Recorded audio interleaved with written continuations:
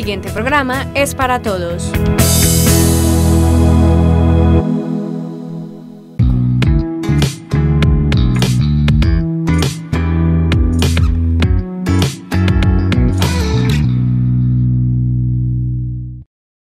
Bienvenidos al mundo del café, un programa donde vamos a hablar de historia, de mercado, de café y salud, de materias primas y de todo lo que tiene que ver con lo que hay detrás del grano que nos representa a nivel mundial, el café. Entonces, agradecerle a Oscar Pareja que nos prestó esta hermosa finca cafetera para grabar los primeros programas del mundo del café. Y bueno, ¿dónde quedamos en el programa pasado? Quedamos en que el café llegó a Europa, ya estuvo en Venecia, se hicieron las primeras cafeterías en Constantinopla y estábamos ya con el café en Italia, que hay unas anécdotas muy importantes con respecto al café en Italia. Bueno, sí, en Italia, cuando llega el café alrededor de 1600, pues antes de introducir el café había una controversia porque era un grano que se consumía en el mundo del Islam. Y todos sabemos pues, que Italia es la casa del cristianismo, la casa del Papa, la casa del Vaticano. Entonces, lo primero que había que hacer era hablar con el Papa a ver si los cristianos podían tomar café. Entonces, creo que hay una historia alrededor de eso. A ver, era Clemente VIII, era el que estaba en ese entonces, y le contaron que había una bebida que era traída que la traían los árabes y que era afrodisíaca y que, bueno, que estaba en duda y que había que prohibirla, le decían los obispos. Clemente VIII dijo, venga, yo la pruebo. Entonces, él la probó, le gustó. Después de saborear el rico café, como le habían dicho que era una bebida del diablo, dijo, pues esta bebida es del diablo, tenemos que bautizarla y hacerla cristiana porque es muy deliciosa. Y efectivamente, después de que fue aprobada por el Papa, cogió más auge el café. También es de anotar que los médicos de Clemente VIII anotan que Clemente VIII pues, tenía trastornos emocionales, entonces el café le sirvió como para superar estos y tenía un temperamento bipolar que con la toma del café él superó estos trastornos mentales y emocionales. Eso más o menos cuenta la historia. Exacto, entonces desde 1600, después de que Clemente santificó el café, pues ya todos los cristianos podían tomar café sin problema. Y Clemente decía que era pecado dejar esa bebida solo para los infieles, entonces por eso se tomó a la tarea de santificar y de bautizar el café para que todo el mundo lo pudiera tomar. Entonces ya después de ahí ya se empezó a tomar café en toda Europa. Y como en el programa pasado hablábamos de que los turcos se dieron cuenta del auge que tuvo el café en Europa y restringieron la comercialización de café fértil, entonces solo ellos manejaban el monopolio de la producción, entonces el precio empezó a aumentar. Entonces solo los ricos de Europa en el siglo XIV y XV eran los que podían tomar café y se empezaron a dar las primeras cafeterías en Europa. Una de las primeras cafeterías que surgió en Europa fue una en París, en Francia. Esta cafetería se llamaba Procop. Y si alguna vez van a París, pues pueden ir a Procop porque aún está abierta. Y en Procop se reunían personajes como... Los intelectuales. Los intelectuales, la gente que estaba hablando de letras, de avanzada, a conversar de sus temas. Entonces se reunían personas como Diderot, que era muy amigo de Voltaire, ¿sí? Estos dos señores, ¿sabe qué hicieron en la historia? Obviamente, pues Voltaire fue uno de los promotores de la Revolución Francesa, ¿no? E incluso él fue uno de los enciclopedistas y obviamente pues lo hizo bajo los efectos del café. Exacto, entonces Voltaire y Diderot fueron los que escribieron la primera enciclopedia de la humanidad, o sea, que recolectaron toda la información que había en el momento y la juntaron en un libro y la hicieron a punta de café. Voltaire era tan aficionado al café que se tomaba 40 cafés al día. Era tanta la afición al café que pasó su oficina para Procop, o sea, que casi vivía en la cafetería. Otros señores que tomaban café allá eran Marat, Robespierre, Danton, que esos señores ya sí que promovieron. Ellos, bueno, así yo me acuerdo de eso. Esos señores fueron los que promovieron la Revolución Francesa. Obviamente, pues con Voltaire y compañía. Exacto, entonces toda la concepción intelectual de la Revolución Francesa se hizo en ese café. Entonces, todos los planes y todos los planteamientos de la Revolución Francesa se hicieron con los efectos estimulantes del café. Y no solamente fue ahí en París, por ejemplo en Viena, Johann Sebastian Bach fue uno de los, era tan tomador de café que hizo la cantata del café. ¿Y usted sabe qué dice la cantata del café en su sé, letra? No sé. Bueno, la cantata del café narra la historia de un padre y una hija que la niña se va a casar. Entonces la niña le canta al papá diciéndole que puede ser con cualquier hombre, pero la única condición que ella pone para casarse es que el hombre que su papá escoja para casarse con ella le dé café. Entonces es exigiéndole que no le restrinja la tomada de café y que esa es la única condición que ella exige para casarse. Sí, de por sí el café pues era muy popular en ese entonces y como es ahora, obviamente, pero por ejemplo cuando llegó por ejemplo a Suecia, ¿cómo es la historia del rey Carlos III? Bueno, resulta que Carlos III era uno de esos monarcas que no le gustaba que la gente pensara y que fuera incendiaria y que pensara diferente a él. Entonces se dio a la tarea de denigrar o crear desconfianza en el consumo de café. Entonces él dijo, voy a hacer un experimento. Y habían dos gemelos condenados a muerte. Entonces él dijo, bueno, con estos gemelos condenados a muerte no los voy a matar. Los voy a poner en la cárcel y a uno le voy a dar té y al otro le voy a dar café. Y voy a comprobar que es un veneno. El café es un veneno. Tanto el té como el café son veneno. Entonces les empezó a dar grandes cantidades de café, grandes cantidades de té todos los días a los dos gemelos. Y ahí viene qué pasó con esos dos gemelos. Bueno, simplemente la historia nos dice, para complementar, que se murió el rey, se murieron los médicos, después a los 83 años se murió uno de los gemelos, el que tomaba té, y posteriormente se murió por último ya el que tomaba café. A la edad de 87 años. O sea decía otro gran ilustrador de Europa que si el café es un veneno, pues es un veneno supremamente lento, precisamente haciendo referencia al experimento de Carlos de Suecia. Pero volvamos un poco a Procop, porque en Procop también pasaron más cosas. Otro gran actor de la humanidad que tomaba café en Procop en sus inicios como militar era Napoleón. Napoleón se tomaba 20 cafés al día. Era gran aficionado al café. Y otro gran personaje de la humanidad que tomaba café en Procop fue Benjamin Franklin, un precursor de la independencia de los Estados Unidos. Entonces, cuando Benjamin Franklin viajó a Francia a buscar recursos para independizarse de Inglaterra, pues se encontró en Procop tomando café con todos esos personajes que estaban haciendo todos estos cambios políticos de ese entonces. Y de ideas.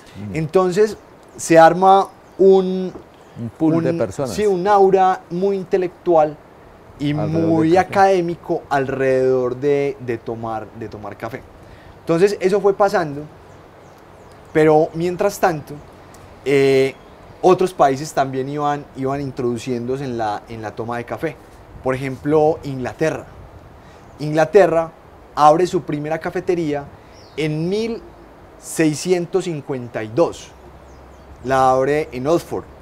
Y luego empiezan a abrir cafeterías en Londres. ¿Y qué pasó? Que fue tanto el boom del café en Inglaterra que 50 años después de abrir la primera cafetería ya habían 2000. Entonces Londres llegó a ser la mayor o la ciudad con más cafeterías en el mundo. Pero hay algo que no me cuadra. Los ingleses, ¿cuál es su bebida nacional? Pues es el whisky. Y aparte del whisky, ¿qué toman los ingleses? Ellos a las 4 de la tarde, ¿qué toman? El té. Exacto, entonces si eran los que tomaban café y los que tenían más cafeterías en su ciudad principal, ¿por qué empezaron a tomar té después de haber tomado tanto café? ¿Por qué cree que se dio como ese cambio de consumo? Bueno, no recuerdo bien, pero parece que hubo una prohibición del café. Bueno, no hubo una prohibición, pero sí hubo un lobby de una empresa que traía mercancías de la India y de la China, que era la compañía de las Indias. Entonces, ¿qué pasó? Que como la India es el país donde nace el té, y eso fue colonizado por los ingleses. Fue colonizado por los ingleses. Entonces era una colonia, entre comillas, era una colonia inglesa. Los ingleses eran dueños de la India. Eran dueños de la India. Entonces, ¿cuál fue el planteamiento de los ingleses en ese momento? Pues si nosotros somos dueños de la India, por consiguiente somos dueños del té, entonces lo que debemos tomar es té, porque somos los que lo producimos. Entonces volcaron todo el consumo de café que existía, lo volcaron al consumo de té. Y ahí es donde los ingleses dejan un poco el consumo de café y empiezan a tomar té y a promover ese consumo. Y en todas sus colonias lo que le mandaba era té. Pero entonces miren que ya vamos en el siglo XVI y el café no se ha aparecido por estos lares, no ha llegado comercialmente a América, no ha pasado nada por acá. Hay que anotar una cosa, que los holandeses como eran tan negociantes y comerciantes, ellos eran uno de los principales transportadores de café de Asia Menor hacia Europa. Pero ¿qué pasó? Que los holandeses lo transportaban, pero igual el monopolio lo seguía teniendo Turquía. Entonces los holandeses que dijeron, venga, ¿por qué no tratamos de sacar una planta viva de allá y empezamos a reproducir nosotros el café? Al respecto, ellos sacaron una de las plantas y la llevaron a Ceilán. Ceilán es una isla muy grande que queda en el Océano Índico, por los lados de la India, que ahora se llama Sri Lanka. Bueno, pero entonces allá ocurrió una cosa muy particular, que ellos comenzaron a sembrar café y de pronto allá les apareció la roya, y la roya acabó con todas las plantaciones. Yo no sé si fue después. Pero fue mucho después. Fue mucho después. Entonces los holandeses sacan una planta, la empiezan a reproducir en el sudeste asiático y empieza a aumentar la oferta de café en el mundo. Entonces, al aumentar la oferta, pues inmediatamente bajó el precio. Entonces, cualquier cristiano se podía tomar un café en Europa después de esa producción mayor de los holandeses. Entonces empezaron a dar muchas cafeterías en Europa porque ya se volvía asequible. Pero esas cafeterías en Europa se empezaron a llamar de una forma particular. Se empezaron a llamar universidades de penique. ¿Por qué cree usted que se llamaban universidades de penique? No sé. Bueno, antes de contarles lo de la Universidad de Penique, pues nos vamos a tomar un café. Ahora vamos a utilizar la prensa francesa, que es un método obviamente que se inventaron en Francia. También es uno de los métodos más utilizados en el mundo para hacer café, es muy fácil de manejar. Entonces acá lo que hacemos es el café previamente molido, con una molienda gruesa, parecida a la textura del Milo. Lo vamos a poner en la prensa francesa y acá vamos a hacer una infusión de 5 minutos para empezar a hacerlo. Entonces acá lo que vamos a hacer es Con el agua caliente vamos a vertir el agua caliente dentro de la prensa y vamos a dejar que se haga la extracción adecuada para poderlo disfrutar. Entonces, las universidades de Penique se empezaron a denominar así porque las personas que iban a los cafés podían ir a escuchar los políticos, los científicos, los artistas que ya estaban desde antes allá discutiendo. Entonces usted iba, se tomaba un café y escuchaba lo que estaban hablando. Entonces usted aprendía mucho de lo que se hablaba en los cafés. Y era tanta la afición del conocimiento que se hablaba en los cafés de Europa en ese momento, que si alguien no podía ir al café, le decía al amigo, ¿por qué va usted, toma nota y al otro día me pasa las notas para yo no llegar muy desactualizado? Y adivine, con esa práctica regular en todos los cafés de Europa, ¿qué nació? ¿Qué producto nació de esa práctica de tomar nota y entregarla al otro día ya actualizada? El periódico, me imagino que los periódicos. Exactamente. Ese fue el origen de los periódicos, el café, la tertulia del café. Exacto, ahí salió el origen del periódico. El origen del periódico, de los diarios, nació en los cafés de Europa y de la actualización permanente tanto de lo político, de lo científico, y actual, de los artes. Entonces todo el mundo empezaba a generar conocimiento alrededor de una taza de café. De una taza de café. Porque, ¿qué pasaba antes de la llegada del café en Europa? ¿Qué tomaban los europeos? Los europeos, pues como no había café, tomaban licor. Exacto. Tomaban whisky, tomaban, bueno, bebidas alcohólicas, vino. Tomaban vino, tomaban cerveza, porque resulta que si se tomaban un jugo o agua, pues se intoxicaban porque el agua no era potable. Entonces, se mantenían borrachos, porque pues imagínense, en Alemania hay una sopa de cerveza. Entonces imagínense ustedes desayunando con cerveza. ¿Cómo estaba ya al mediodía? Estaba totalmente embriagado, que esa es una de las cosas, de uno de los problemas del licor. En ese entonces no había café, entonces la gente, como para mantenerse estimulada mentalmente, tomaban licor, pero entonces después de 10 tragos o 20 tragos de licor en el día, ya a mediodía ya era totalmente embriagados. Entonces, cuando llega el café, ya la sociedad europea empieza a estar sobria.